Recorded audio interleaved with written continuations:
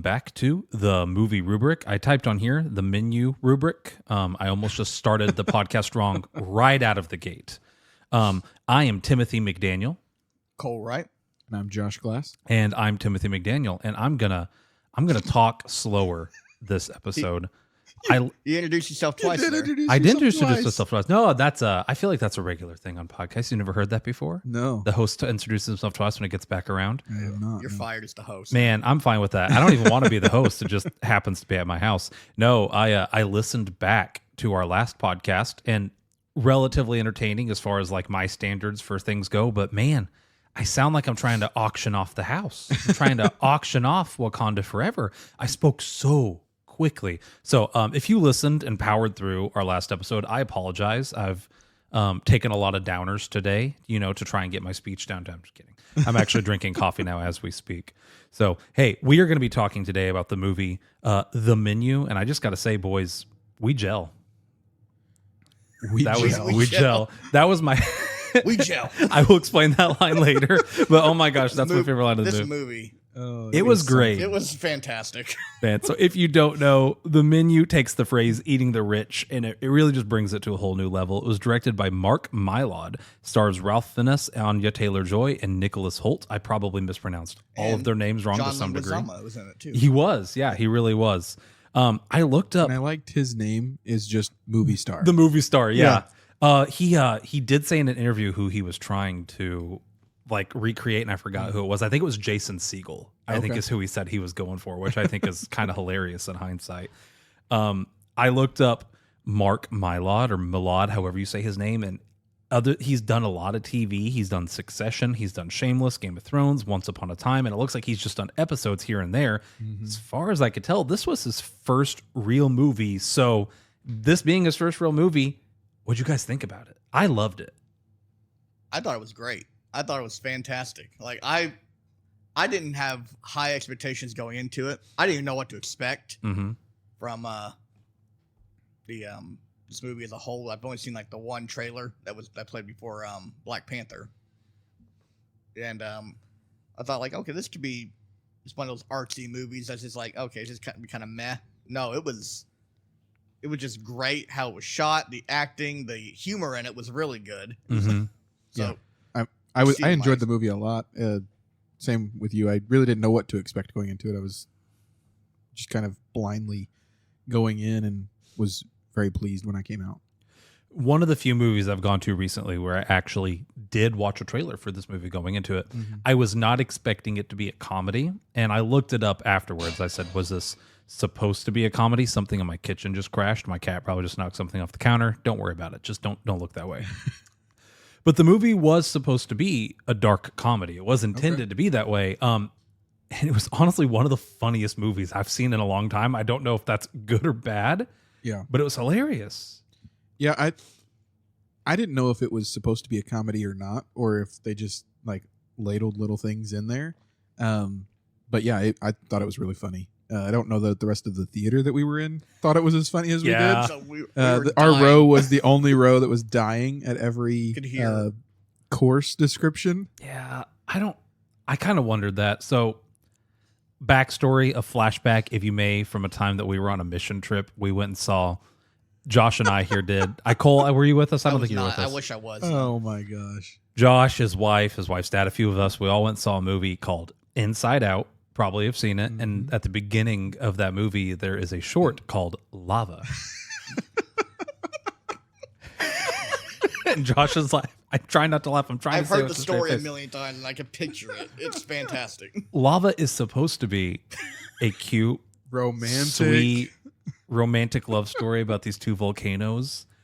And maybe it's because we were like sleep deprived because we had been like roofing and painting and doing all this like mission work. And that was our one day off. But I've never seen anything funnier. Oh, I still laugh to this day every time I watch it. I can't watch it with a straight face.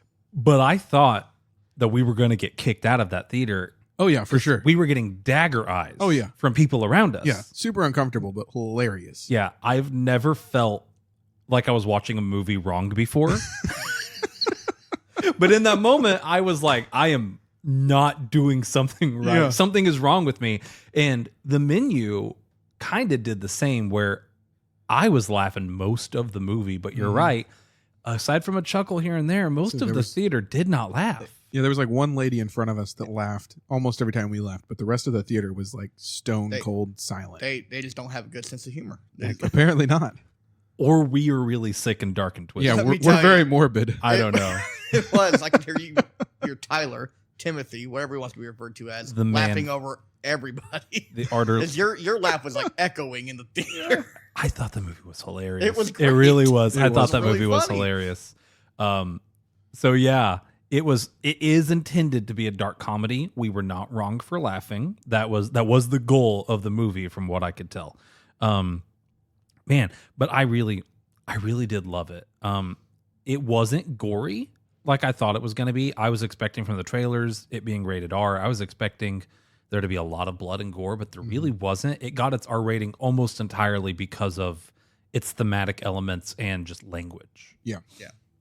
There's a little bit of, not really gore, a lot of some blood in there, but it's. There's some blood. I mean, it's not like it doesn't really not a gory movie. I've seen. No, I wouldn't say it's gory at all. Yeah, I've seen way gorier and bloodier PG-13 movies. Like there's parts of it where just kind of it's a little jarring at times with the we'll get into it with some of the spoiler, the one guy that just like boom shoots himself. Man, I feel like I shouldn't have to say it, but just in case, we are going to be talking about spoilers for this movie. We're going to be talking about them in detail. So if you were interested in seeing the menu, if we haven't enticed you to partake and dine on the menu, now's your chance to turn away before we dig any deeper. We gel.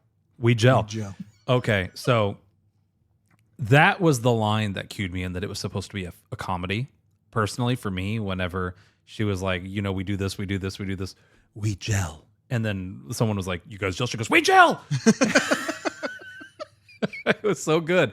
And I, that was the first time that we laughed as a group, and I don't think the audience laughed with us. And I was like, okay. But I kind of got, from that moment forward, I viewed it with a comedic side. Yeah.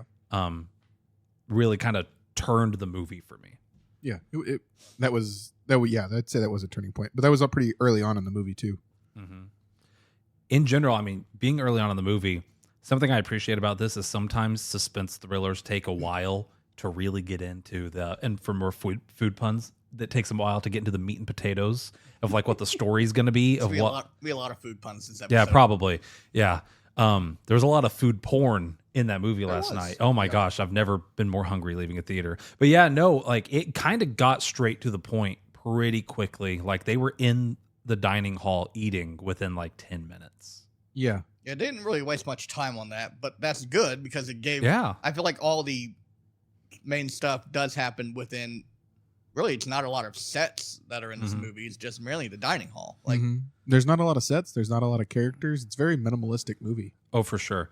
Like it took place almost entirely in one room with very little exception. Woods, like some woods and like and an a chicken coop. And a chicken coop. The house. The house. Oh yeah, there was the house. That's right. But really though, like a pretty simplistic movie. It was lower budget, I feel like, but very well done. Let's see. I'm on IMDb now. Let's see what the budget was. I'm curious on that. While you look up that budget, I do just want to play something here real quick. While Josh looks that up here as we go into our next part before we start really dissecting this movie, I asked the guys, we were in the theater, and I said, hey, I want everyone to give me like a prediction for what you think is going to happen. And oh my gosh, I say that, and it's not on there. It didn't transfer. Well, I thought it transferred. You'll Well, hey, never know. I had a recording where I said, how do you think the movie's going to go? This is where I would play that if my mixer was working. And I said that I thought that Anya Taylor-Joy was going to be the only one to live. I think you said her boyfriend too. I don't think I did, but maybe I did. Well, we'll go back. Maybe I will edit that in. How about right now? I'm going to edit all of this talking out right now here. I'm just going to pretend that the board didn't mix. And we're going to listen to it. Let's just go ahead and play it here for us. Real quick, before we go in, hot takes, any predictions going in. My theory, based off the very limited trailers I've seen, everyone but Anya Taylor-Joy's character is going to die.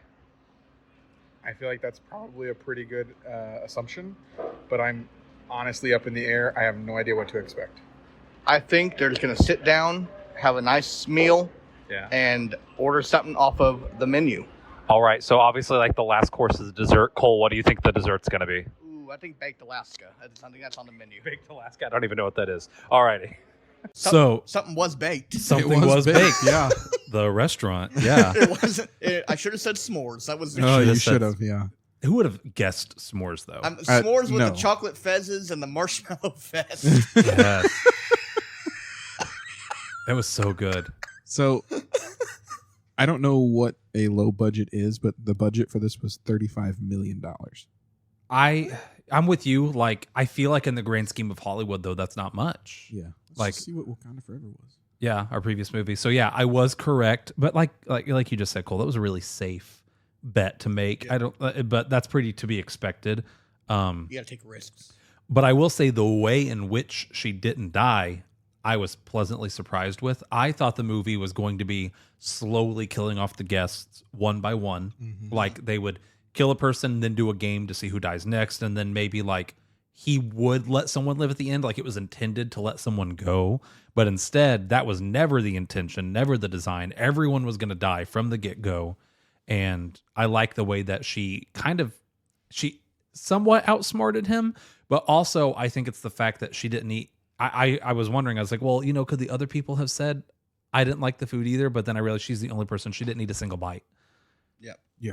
I feel like if she had taken a single bite during the meal of any of the food, then he probably would have been like, no, you ate it. But no, she didn't eat throughout the movie. They set that up to allow her to leave. It was a So, very slow burn on that one. mm-hmm. Yeah. So Black Panther Wakanda Forever, this is according to Google, $250 million. Wow. Holy crap. Okay. So yeah. So major low budget movie. Yeah. Woo. So That was gonna- just a quick Google search. I can't fact check that. Or And- it's confirmed. I just have to imagine there were some big name actors and actresses in this movie. I feel like a lot of that budget probably just went to them. Mm-hmm. Like at the end of the day, wow, I didn't realize Wakanda Forever cost that much money to make. It's a lot of CG. A lot of CG, there was a lot of good costumes in Wakanda Forever, There was, like in yeah. location stuff. But yeah, whoo.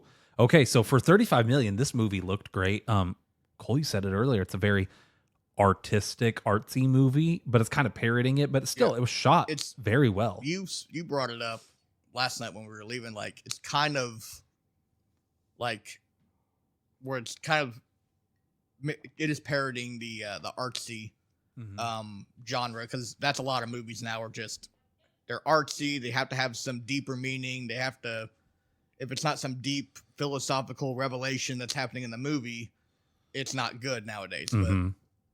And that's kind of what they compare with the food, how intricate these meals were, Yeah. the food was. And then at the end, she's like, oh, make me a cheeseburger. I want you to make something that you love to make. Mhm. And that's kind of like represents like, there's tons of movies where it's like, is it deep on some of the movies that I personally enjoy? Some of my favorites? No, they're just really well done. They're just Mhm. fun movies. Mm-hmm. And I don't think I would have gotten to that conclusion. You made a comment that made me realize that. But yeah, I put here in my notes, the movie is a cheeseburger. Yeah. It's fun. It doesn't try to pretend to be something it's not. It's just, and he says like, I'm going to make you a really good classic cheeseburger is one of the lines the chef says. I said, this movie is just a really good classic cheeseburger. It's got a lot of simple elements. It doesn't try to be something it's not, but it's poking fun at these. We just watched Men. Cole and I just watched Men with a friend recently, and that is a movie. Yeah, that's A24. I love A24, but they could be a little overboard at times with the artsy stuff in it, and where it's like, okay, you're trying too hard now at this point. Just make a movie.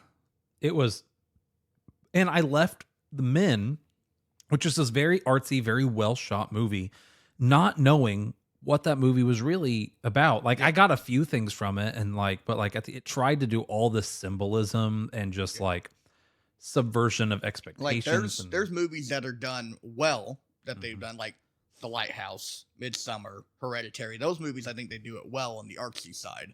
But like Men was one where it's like, yeah, it looks good, it's acted well, but like, what is going on in this movie? Mm-hmm.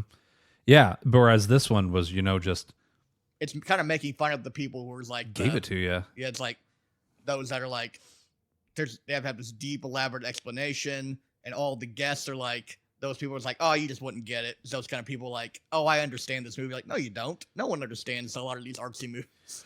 There was one line where she's talking about emulsion, and she says the emulsion's broken. And I thought she said the immersion is broken. And when I was reflecting on it, like this morning, I was like, I wonder if that's like poking fun at critics who go in, they say, I wasn't immersed enough in your movie. You know, like this isn't realistic. And whenever she makes a comment that the immersion's broken, he sets down this ginormous bowl of broken emulsion. Yeah. And I was like, I think that was their nod to being like, yeah, it's a little unrealistic, but that's okay. It's a movie. Yeah. And I loved that. So, Josh, I see you're looking at your notes there. So last week, I think we're keeping the tradition of I have all my notes on my laptop and Josh has them on his phone. And what's funny is once again, you probably typed them out and just didn't bring them, didn't you? No, I've been extremely busy this weekend. Oh my gosh. And haven't had a chance to type anything out. So I did it as I got here. We were testing mics and I typed out some It's only quick been notes. less than 24 hours since we've seen the movie. Yeah, we between Wakanda Forever and our review, we took a long time, like 4 days almost. Yeah, 3 or 4 days. Yeah, so we're this one, we watched this 24 hours ago, so we are coming in fresher. So yeah. Josh, any last thoughts before we start getting into our favorite parts? No. I mean, I got some stuff, but I'll bring it up. Gotcha. We get into it. So with that, I'm going to go in, like, I want to know everyone's favorite part of the movie. I was going to go first, but I have a feeling we probably all have the same one. So I want to start with Cole. What was your favorite I mean, part? take your pick. I mean, there's a lot of, there's two that really stick out to me because it's like the humor was spot on it. I'm wondering if we have the same The two. first one is the one that made everyone feel uncomfortable that we also went and saw it with was the guy named Tyler in the movie. I have Tyler cooking his lamb chops. That's my He cooked number the one. lamb chops and he didn't know how to cook. It was just the pacing of it. It's like you feel uncomfortable, but you feel so uncomfortable that you feel like you have to laugh to like kind of get through it. Yeah, and the build up to that scene It's just was through the whole movie because he's like been this snobbish foodie person the whole thing, and then the chef calls him out and is like, all right, cook. If you know everything, then let's cook. and he didn't know how to cook. And so yeah, it was just like it was intense, but it was also hilarious. It was that, and a close second was the complete intricate the Coast Guard. that came in. That was really good It's too. just like the build of like, okay, let's see how this goes. They're gonna kill this Coast Guard because they're gonna try to save him. No, he's in on it. Yeah. It was, that I'm part. like, what are you kidding me? I was crying. So I do have a different number two. The way we share Tyler and the lamb chops, but the That Coast was- Guard scene was funny. That part was great. Where he pointed the gun at Anya Taylor-Joy's character, and then it turned out to be a lighter. Completely threw me off. I you was kidding not me? really expecting it. I kind of I wasn't expecting the lighter gun, but I was kind of wondering the whole time when the Coast Guard showed up as quickly as they did, because they mentioned that there was no cell phone signal. So I was like, okay, like everything so far has been very intricately planned out. I was like, he probably is the kind of guy who would have hired a Coast Guard actor. Like this is a cult, right? Yeah. Yeah. And then when the guy almost left, I was like, okay, it's not. But then he turned and saw the actor, and I was like, if he knew that actor and he's pretending to like calling Dr. Sunshine the fake movie, I was like, I wonder if he's in on it, because Yeah. the chef had mentioned prior to that he hated that. That's true. movie. Yeah. So what was your favorite parts, Josh? I would say my favorite part was probably right before the Coast Guard guy came in, and the chef is like lecturing them about like, even if you think he can help you, he can't help you. And he said a line, and I thought it was brilliantly written and placed, and it was, you should ask yourself, why haven't you tried harder to get away? And then he follows it up with, because if you would have, you probably could have. And I was just like, that line, the way it was delivered, when it was delivered, was great. And then you follow it up with a hilarious gun lighter 2 minutes later. But I really enjoyed that line.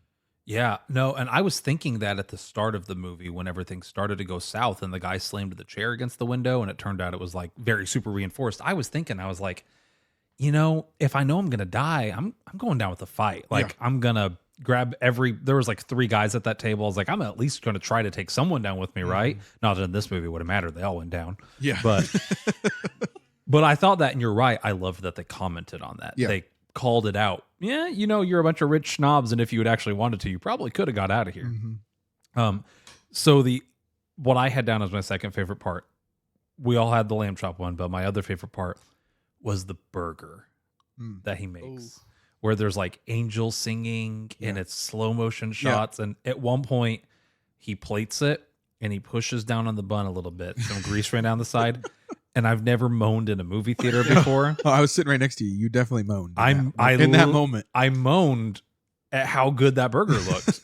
Tasty burger. Yeah. I'm not proud of it. I will second that Pulp scene Fiction was stuff. great because it was like some of the best score in some of the movie, and all he's doing is making a smash burger essentially on a flat top, and I was just like, it's Money well symbolic, but at the same time, it's hilarious. Like that's the moment they chose to peak the score in the movie. It was him making a cheeseburger. And you don't really see them make the food too much throughout the movie. No. Like you see them plating it, but you never see them making it. So that was the only time. And that's the only time the chef actually cooks. Mm-hmm. I loved that. That was that and the guy cooking the lamb chop scene. Here, let me personalize your coat for you. Yeah. That was so good. He looked so proud, and he had to cook. It's like, make me something. And He's just panicking. It's and just the that thing look this of movie- terror. The thing this movie did great was like it followed that up. Like that was a pretty funny scene. With then you see Tyler character then hangs himself. Yeah. And it's like it mixes the serious and intense with the comedy so well. Like it just we interweaved it really well. I told my wife, I said, I really want to know what the chef said to him that made him immediately, without questions asked, go hang himself. Mm-hmm. Like, I want to know what he said. And it could have been not much at all because that character was psycho Had a screw loose. and like would have done anything for this chef. Yeah. I mean, it was. He could have just been blunt as could be like, yeah, go hang yourself. Yeah, I like. it. Could have been as simple as that, or it could have been something super degrading. Either way, I like to imagine, and members of the audience are going to get, your wife's going to get really mad at me when I say this, but I wonder if he like got really close to in his ear and just whispered, I lost the game. Oh, I lost the game. I lost the game. And so did they probably just stopped listening to us. Yep, There it they're was. done. They quit. They So, just threw their phone. Man, so no, but you're right. And then there was the whole bit with, are you with them or are you with us? And that was like a kind of a running bit throughout the movie. When he referenced that she was a service worker, I didn't guess that she was a prostitute until that was kind of like a card that they revealed about 3/4 of the way through the movie. And then when they revealed that, I still didn't even get the fact. I was like, okay, well, maybe she was still dating Tyler though. And then even though she was a prostitute, maybe he doesn't know she's a prostitute. But when they said the line later and they revealed that Tyler knew people were going to die. He knew everybody was going to die. The chef revealed ahead of time to him and him alone that people were going to die. He then went and paid and brought a prostitute with him. Instead of his girlfriend. What a scumbag. Yeah. Yeah. It's like, okay, this guy needs to die. Like Yeah. now. Yeah. It's like, Yeah, that was the moment I went from like being annoyed with his character Like, to being like, this guy I sucks. hate you. Like that. Yeah. That's awful. What a dirty thing to do. So then it like begs the question, like, so did I don't know why I Did. said it that way. Did he and his girlfriend break up, or did he just try to spare her? Because if he tried to spare her, that's at least a really crappy, mildly redeeming quality. Maybe. But- no, he got what was coming to him. Yeah. Yeah, it's just still scummy that you were like, okay, I'm gonna bring somebody though. Mm-hmm. Yeah. Cole, you're rubbing you're sweating over there. No, I've just thought of another standout part though. When they were doing the hide and seek part of it, was like you get a 45-second head start. It's like, oh, last one found, you get a free dessert.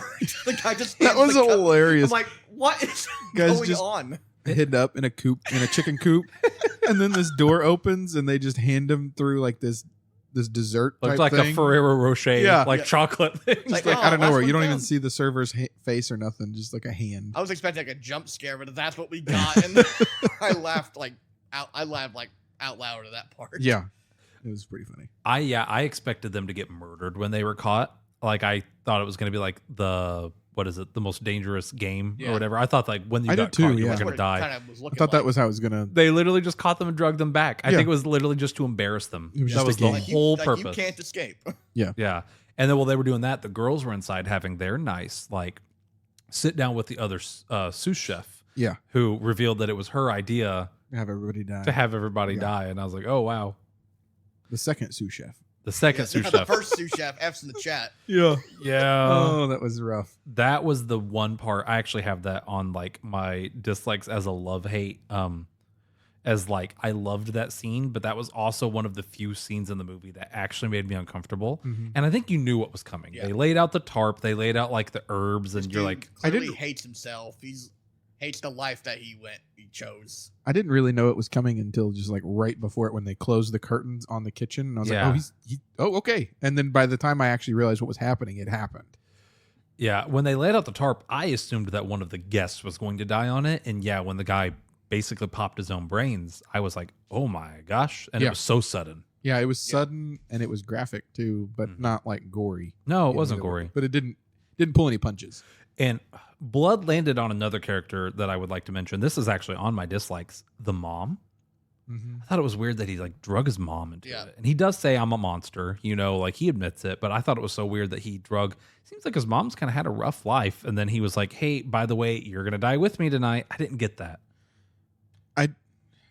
I don't know. I'd have to watch it again and pick up on more of that. But I'm assuming like he's blaming her for the life that he had because I think didn't he mention his dad was abusive? Yeah, And she was drank. drunk all the time and didn't do anything to help Oh, him. you are right. Yeah, And so I think it was just like I'm gonna take revenge for like if I'm going down, you're coming with me. yeah like you Okay. haven't lived a good life That is a very fair like analysis of that. That might be what it is. because that was kind of his reason for inviting the people he did is they didn't live a good life. Like Mhm. they were rich snobby people who like the food critic closed down businesses and yeah it was just Gathered like several of the worst people yeah like ever. It's like Mhm. some Saw type crap. yeah kind of He really did, yeah.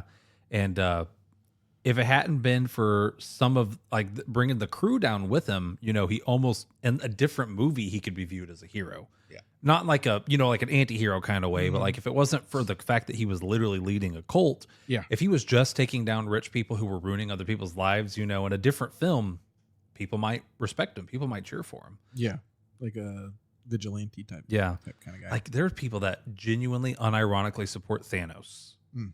In like Endgame and Infinity War. Well, and know, they can live with their wrong opinion.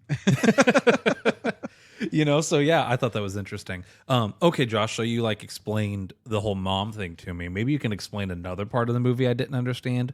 The silver door. There was one at the restaurant Mhm. and I think it had like an angel on it, but One I'm of not. them did, yeah. One of them did, but then I couldn't tell. The other one also looked like it had an angel, and it was in his house, and it led to his bedroom. So I guess I don't fully understand that symbolism or what that meant. I don't get that one either.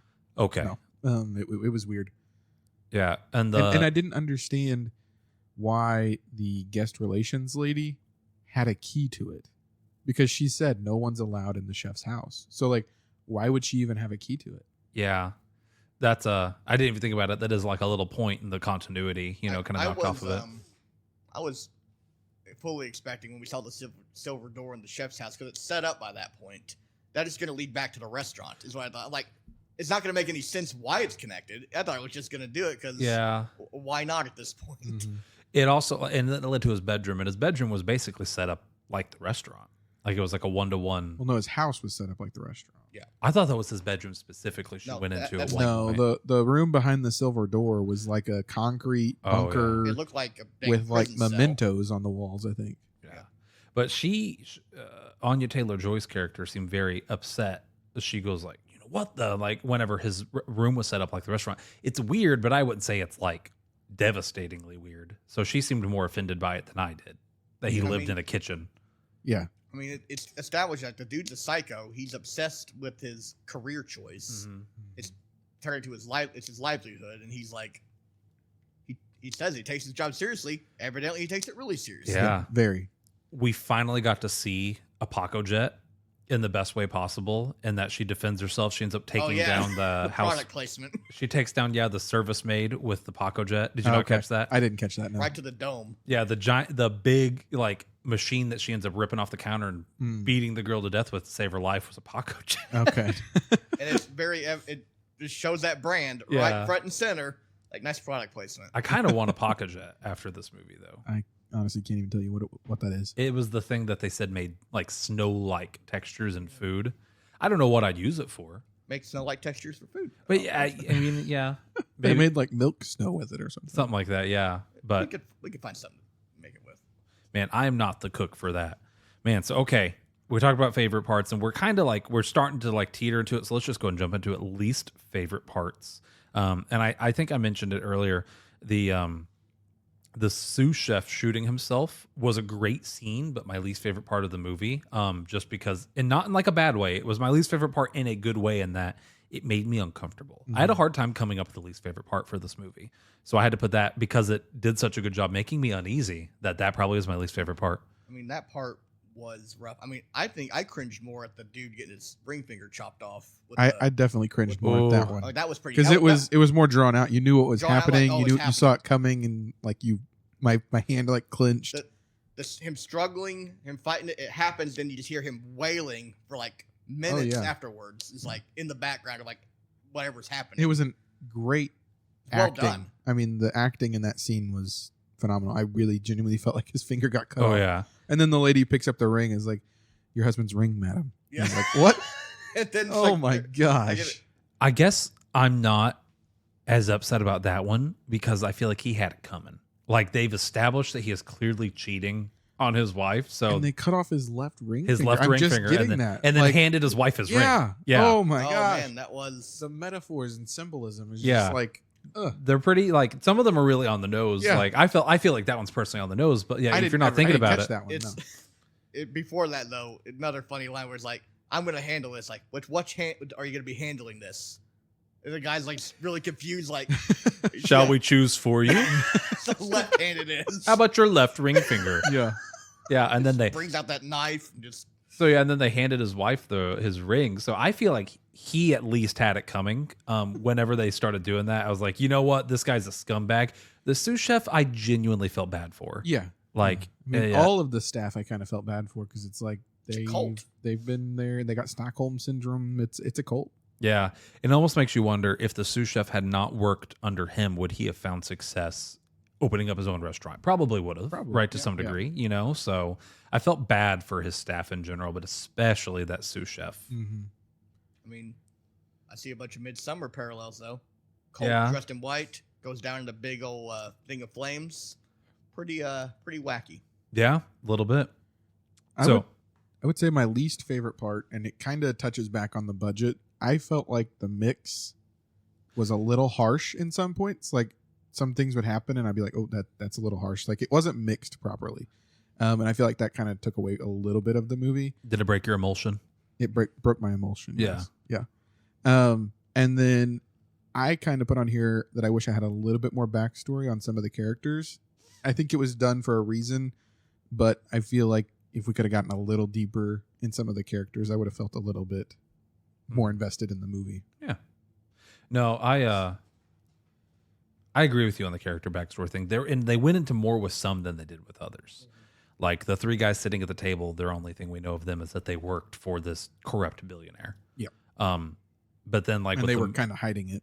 Yeah, with the movie star and his person that was with him, a significant other, they went into a little bit more with them. They went into it a little bit with. I don't even think she was his significant other. I think she was just like his long-term assistant. Yeah. Oh She yeah. was trying to get out of working for him, I believe. Yeah, she was because at one point she like handed over the keys and all kinds of stuff, and he was like in total denial about it. Yeah. I her face especially at the end stood out to me whenever Anya Taylor-Joy's character, what is her name? I need to start Margot. That's so much easier to say. Assumed name. We assume Margot, but yeah, that's how it's listed in IMDb. So much easier to say than ATJ over and over again. Margot, her fake name. When she's leaving, I think she feels bad about leaving. Yeah. And she turns around and she looks at the room. In the room, I think has made peace with the fact that they're scum and they're going to die. And most of them has made peace with the fact that they maybe even deserve to. Yeah. They've been convicted of that throughout the events of this movie. And that character's face, the movie star's Felicity, I think is her name, his assistant, her face especially like stood out to me as she's looking at that room, and she just kind of said with her eyes, just go. You don't belong here. And I don't know, that hit me. That was the sad, low moment of the movie, which they then immediately follow up with the marshmallow coats. And Jinx. And the chocolate fezzes. And chocolate fezzes. Oh. And what even got me worse was like it's supposed to be a super sad scene because the room's on fire, and they pan over to the food critic, and the chocolate is melting down his face. I was dying. It's like getting in her eyes. Yeah, I was like, this is supposed to be such a somber moment, and you pan to that character. I was like, what? I thought it was. See, it goes back to, was it supposed to be somber? Or was it supposed to be funny? I was laughing. I thought it was just the absurdity of the whole situation was. Yeah. And then they cut away to Margot on the boat, and they do the whole. So throughout the movie, they keep cutting away to the dishes and describing its ingredients. And I loved it said, graham crackers, chocolate, marshmallow. And then it said the staff, the chef, the restaurant. Yeah, It's like included. it was on part that. of the ingredients. Yeah, I thought that was hilarious. yeah, it was pretty good. Man. So, alrighty. Any more least favorite parts? I mean, there wasn't really a lot of low points in this movie. That's why I said like my least favorite part. I had to struggle to come up with it. I'm really nitpicking on like the ring finger. That just maybe just straight off discomfort for it, but it's like Wasn't a bad scene. it wasn't bad though. It was really well done. Yeah, Yeah. I mean, yeah, and my stuff's super nitpicky too. Like most of it's technical and a little bit of writing, but overall, I thought I didn't have a scene that I was just like, I really disliked that scene. Could have done without it. Yeah. I literally, in a struggle to find more dislikes, my first thing I wrote down when I was just thinking last night was not enough meat dishes. Oh yeah. Meat dishes. But what about the bread plate with no bread? That Okay? was hilarious. That was great. That was great. That was really funny. But like, yeah, we had the burger and the chicken thighs. And I think that's it. I think that's the only meat dishes in the whole movie. Everything else they have was scallops too, which is those are fish. technically meat. Yeah, there's some seafood. I don't like seafood though. Yeah. I dug that there was a lot of symbolism in this movie about like life in the circle of death, and we are ingredients and stuff like that. And the whole start of the movie was showing the island and like how natural and like it's its own self-sustaining ecosystem. And like I just really dug how well they worked that into the actual dishes. I thought that was cool. Yeah. Definitely when the movie got more highfalutin artsy, but I thought it was good. Man. And then Cole said my only other point, that I like really wanted to talk about, the movie is artsy in air quotes, but it's poking fun at how artsy movies are, but yet it has a lot of substance. And, I put on here, eat the rich.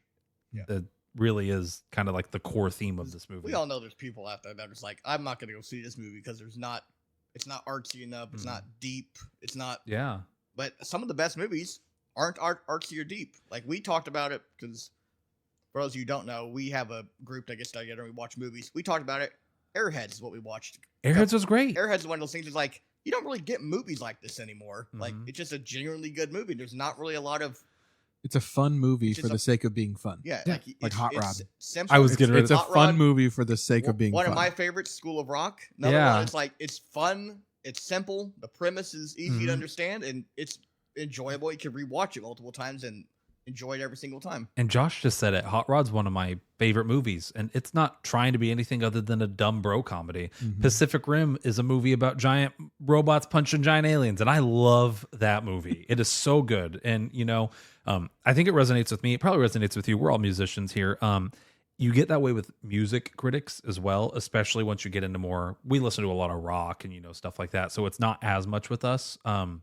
But music critics have always been a thing. And, there's I think that's where Tyler's character comes in.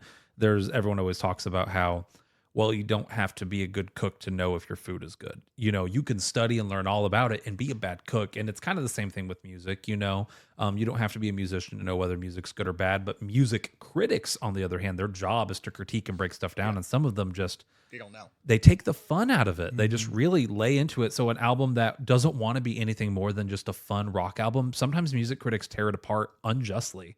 I don't think that's fair. So I think that resonated with me a little bit. Yeah, and the chef had a line in there too when he was getting on to Tyler after he cooked. He's like, "You've taken the mystery out of our art," and it was like, okay, that's yeah, because he knew every aspect and detail of how they did everything they did. It'd be like going to a magician's show and know every trick and how they did it. It would just take the fun out of it. Yeah. I put on here a culture that loves food for all the wrong reasons.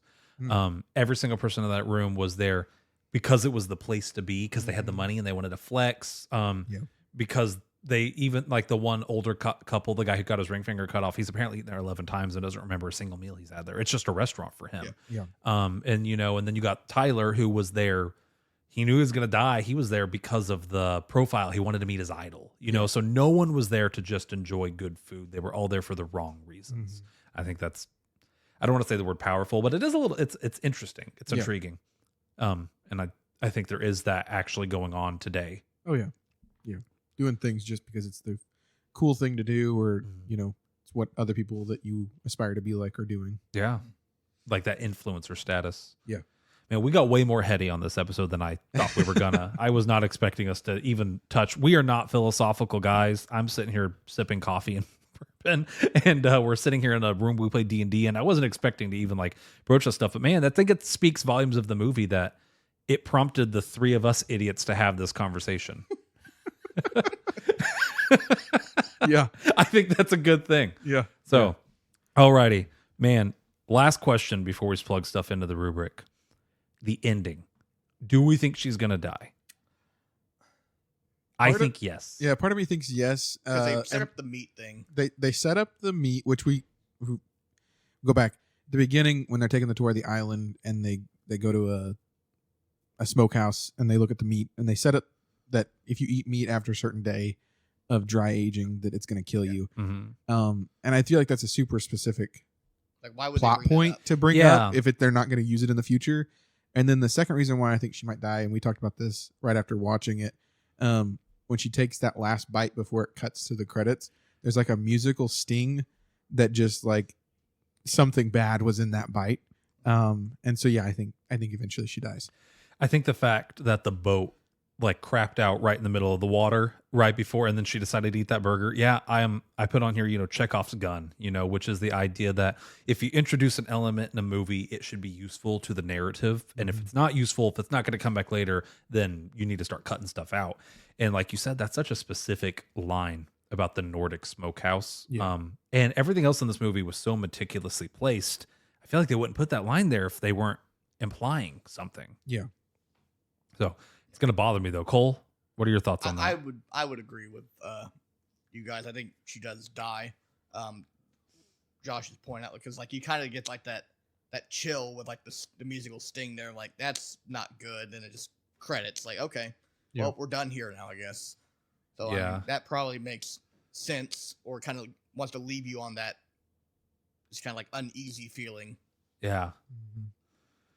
And we said the boat crapped out and quit, but did we show that it quit, or did she just stop it? The engines, it just kind of showed the engines like not run, and then if I remember correctly, I mean maybe I'm misremembering the scene, she kind of gets angry and like hits the steering wheel a little bit, and then goes to sit on the bow of the boat. I don't. She got angry because she couldn't get it to start at she first. got it going, but then it stopped, and she was kind of aggressively trying to keep it going. Yeah, then it's safe to assume that the boat just quit. Yeah, everything else about that movie was so meticulously planned. I can't imagine that the chef would have just left a boat there. If without anyone could have went down and got it if they got out. Which begs the question, where was that? That for me was one of the few moments of continuity that kind of stuck out in my brain. Whenever they gave the people time to run, many people got to the shore and hopped in a like wooden boat. Yeah. Where was that tugboat during those? Did they pull it around for her when they gave her permission to leave? Like, I didn't know. It did say Coast Guard on it. So did the Coast Guard guy come in on it? That was the Coast Guard guy coming. Yeah. Josh, you're answering all the mysteries of this movie for me, buddy. Than we did. Yeah. It was definitely a Coast Guard boat because it said it real big on it. Yeah. Okay. That was the fake Coast Guard guy who came in. So question is, where did he go? Did he die? Could be on the He island somewhere. took off his just jacket. left? He took off his jacket and went to the kitchen. Oh, he was a chef. Yeah. He took off his jacket and went to the He was a kitchen. kitchen help. That's right. So he was part of the cult. Begs the question, makes you wonder. So if she hadn't called the Coast Guard, would that guy have just been off somewhere not burning alive in the graham cracker roast at the end of the movie?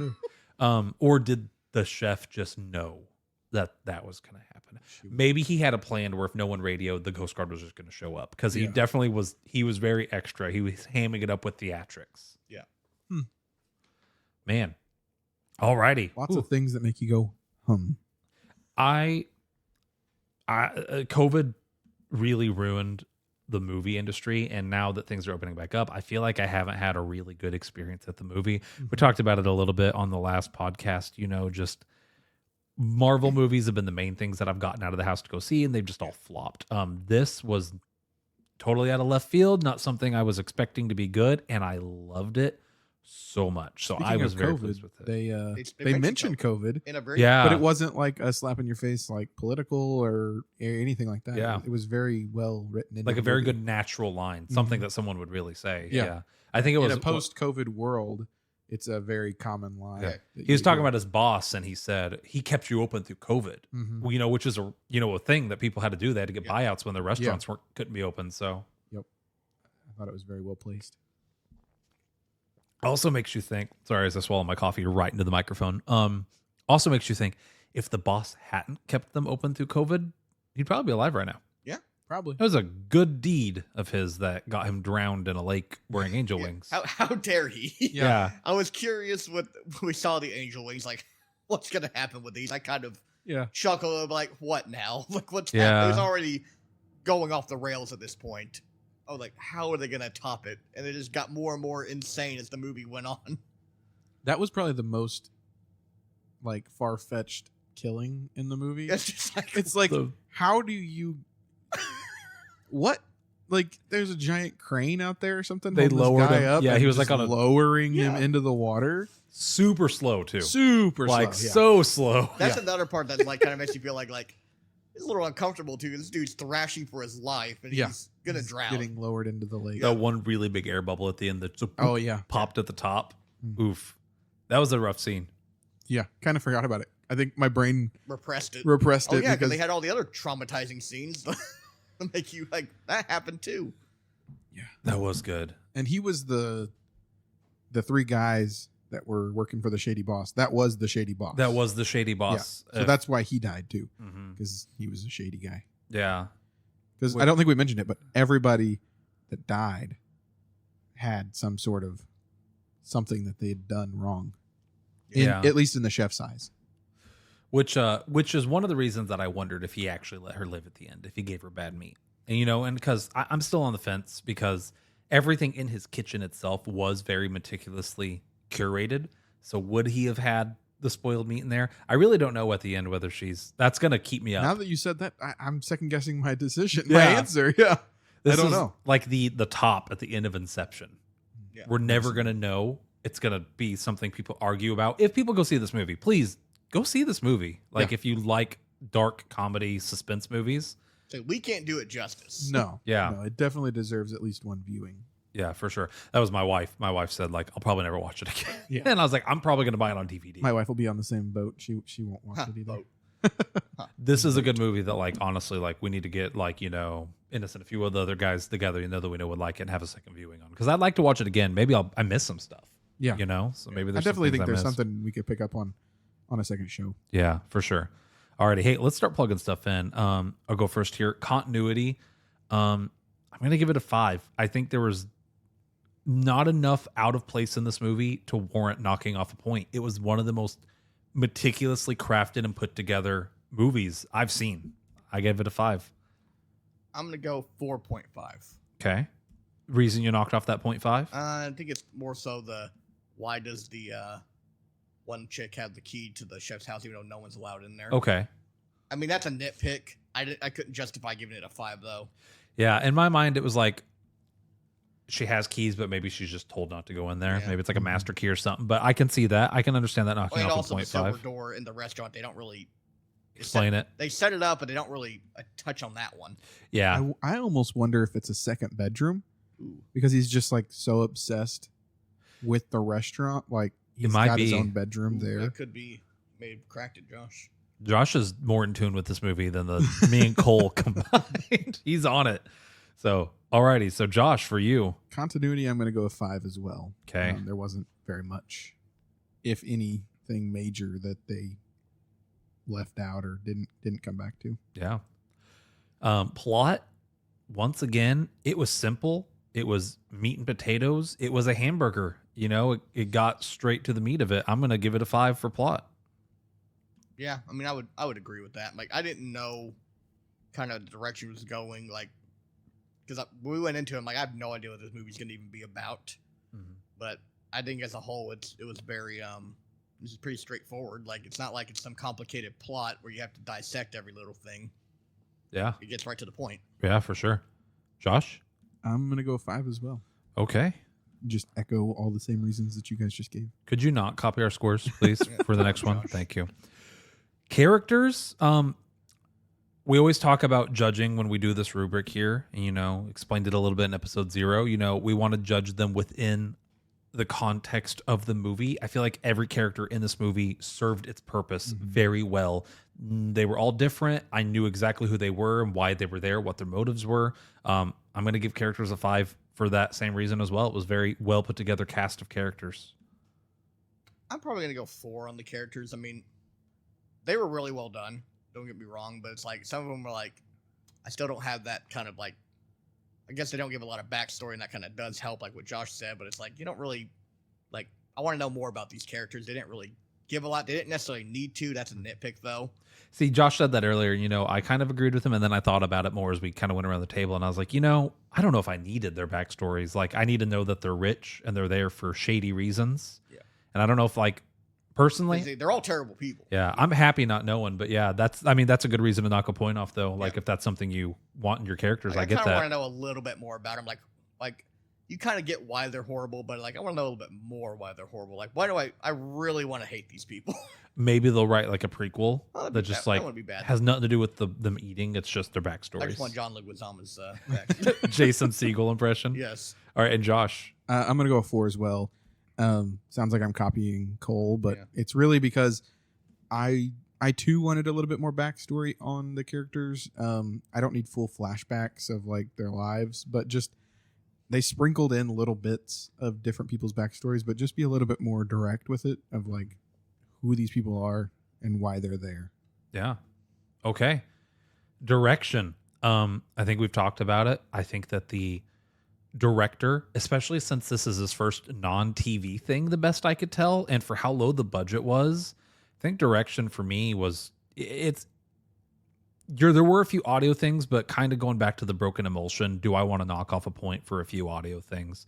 Like, I'm trying to judge this, like, it's the rubric as if I'm grading a paper. I don't think there's anything worth knocking that point off for personally. I think this is a 5 for me in direction as well. I loved cutting back to the food in between the things, and that was it was almost like chapter markers. Yeah. I thought that was awesome, and just the general vibe of the movie I thought was very well paced. Direction, I would give it a 5 as well. Really well shot. The kind of gave me like a food show kind of vibe, where it's like it's displaying what they're serving. It breaks down all the ingredients. It's a little cool thing they added in there. I'd be interested to look up like how many chefs did the director and the writers have to consult to make this movie, because I'm sure they probably don't know near as much about food as like what was needed to make this film. That's kind of an interesting thing I'd like to look into later. Yeah. I'm going to give it a 4.5. And mainly for the sound.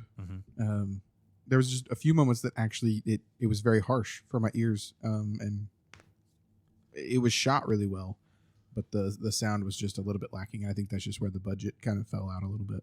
Yeah. I didn't even mention it earlier. I forgot to. The claps. The claps were so loud. They were so loud. It was jarring. I think jarring I think was the intended goal, but like Josh said, it was almost painfully jarring. Like it was just a little too much on the claps. It'd be as if I clapped into this microphone right now. Don't do it. I'm not going to do it. But We're gonna do it at some point. I'll mute you. We're gonna hide Mute you. someone clapping in this episode. yeah. So, alrighty. So, Josh, I'm sorry for direction. Did I? I did put that in. You said 4.5. Okay. Last category, enjoyment.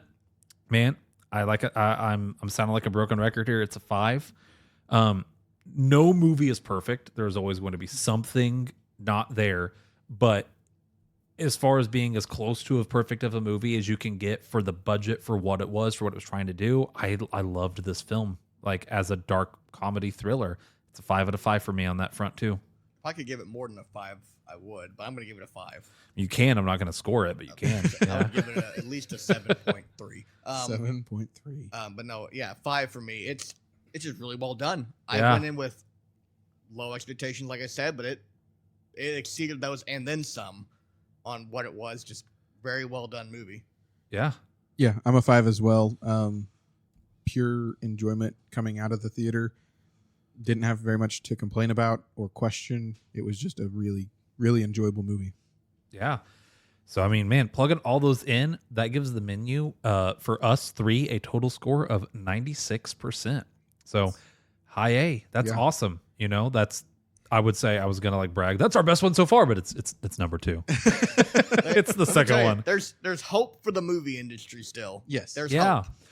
You know, like that's kind of what I was saying about COVID. I love going to the movies. I love going to the theater. It's why many years ago, we started our movie club thing that we did. And now kind of why I want to do this podcast. I love going to the theater. And this was, like Cole just said, gives me hope for like independent films still being good because there's so many sequels and reboots out there.